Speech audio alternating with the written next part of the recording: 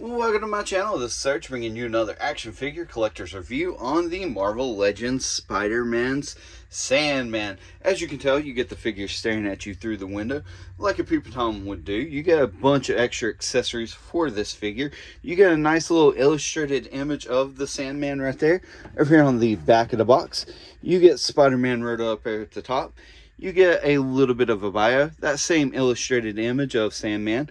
A little bit of what you can do with this figure, some of that legal stuff right there, and the barcode. And we ain't got nothing at the sides, nothing at the top, and nothing at the bottom. So let's get to it and open this bad boy up. Okay, let's take a good look at those accessories. And first of all, we'll go ahead and take a look at the two fisted hands that come onto the figure itself, went out of the package. They look good. They're your typical fisted Marvel Legends hands. Boom, boom. And you need those whenever you're throwing down up against Spider-Man, or you're actually helping Spider-Man out. And, you know, if you want to pose yours in, like, human form, then that's cool, too. So, I mean, I'm glad that we got those instead of all sand parts, even though I do like the sand accessories, but that's besides the point. Anyway, moving on. You get this punching hand with the Sandman, and it looks very good. It does have different kinds of like brown tones into it, and it looks really good. It's kind of spiky right there to give him more of a like an edge whenever he's fighting, and it's not like perfect and smooth, which is really cool because I mean you hardly ever see him like all smooth out whenever he's in the sand form. And right here you got different little grooves, I guess, for the knuckles, and it looks very good. I'm very pleased with that. We'll go ahead and look at this like wrecking ball, kind of like mace looking piece, and it looks good as well. It's all got all the spiky strips. It's got where it's not really been formed in place real good, and it looks like it would be something that came out of a mold for sand, or like if you're trying to sculpt something, you know, out of a mold. And it looks very good. I do like that a lot, and it looks exactly like it should. These little pieces right here, they go on to like the forearms right here, and then you put the sand pieces over the top of it and connects into there like so. So that's a nice little added bonus. And they're not in uniform, so they're two different sculpts, and I like them a lot. They kind of remind me of little miniature tree trunks in a little weird little way, but they look really good. I'm very satisfied to have these. This is the head sculpt that comes onto the figure itself, and it looks really good.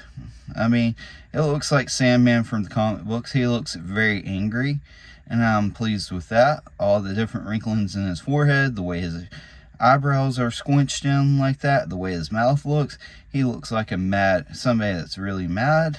And then his haircut, which I don't know why in the 70s or the 60s that they always drew the hair like that with those lines in there, but they did, and I always thought that looked so silly, but it's very accurate to the comic book, so you can't complain too much about that.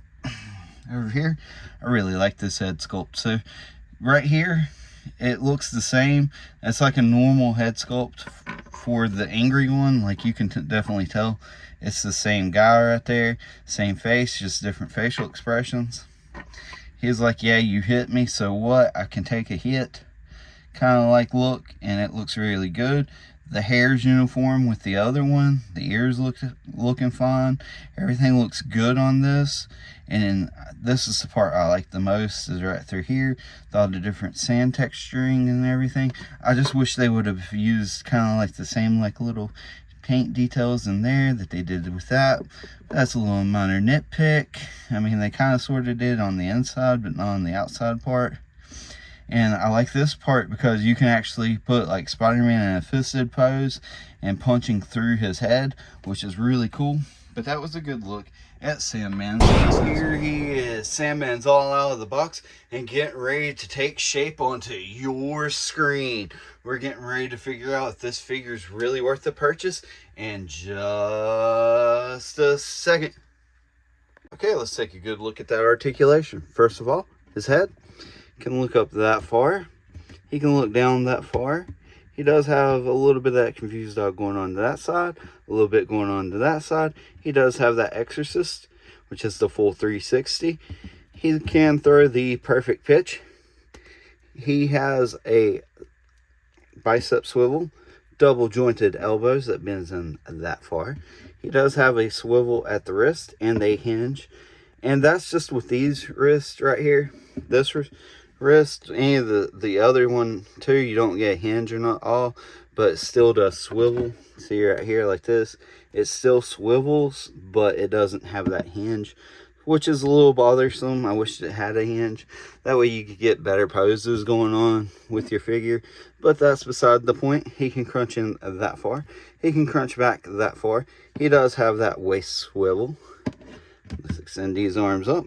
He can do the splits out that far. He does have that upper thigh cut. He can kick forward that far, back that far. He does have double jointed knees, just like that. He's got that swivel. His foot can move up that far, move back that far, and he does have ankle pivot. That was a good look at his articulation. Okay, let's take a good look at sculpt and detail. And we already went over that head sculpt, so we don't really need to go over that again. But I do like the green that they chose for his shirt and the stripes. One's a lighter green and the other one's a darker green. I do like that a lot. Right here you get a lot of different wrinkling in his shirt, like you should. It looks very good. You know, it's a basic design, but it works for the Sandman. Right here, I don't know if you can tell, but I think they painted over the green plastic with a flesh tone-y looking color, so my hand doesn't really match the forearm, and that's a little bit bothersome. So having him looking like a civilian is going to definitely look a little odd, so I'm a little bit bummed out with that. But for the most part, I'll have him posed up and like in his sand form. But anyway, that's besides the point. You get nice little details on his pants with the wrinkling and then the zipper where it goes and everything. At the knees, you get really good wrinkling.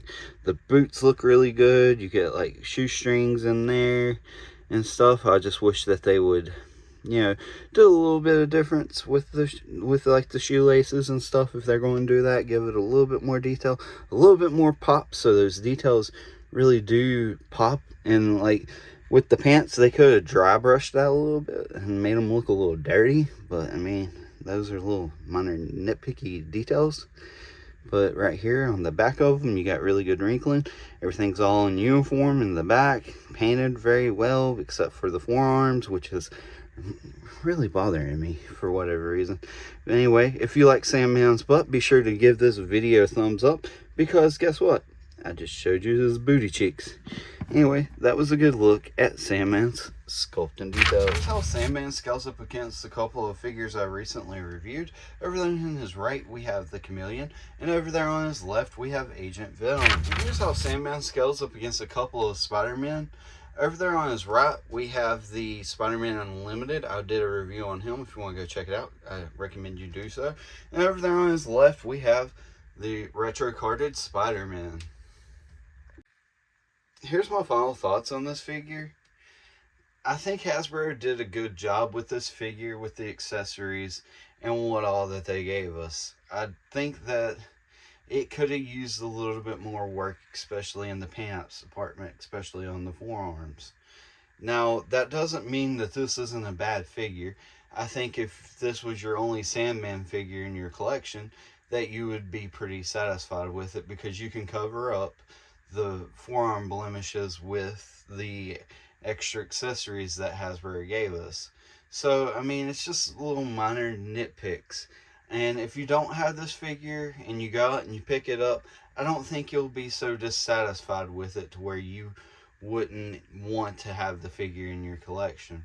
But let me know what you think of the figure. Let me know what you think of the review in the comments below. And as always, feel the urge to collect with Surge.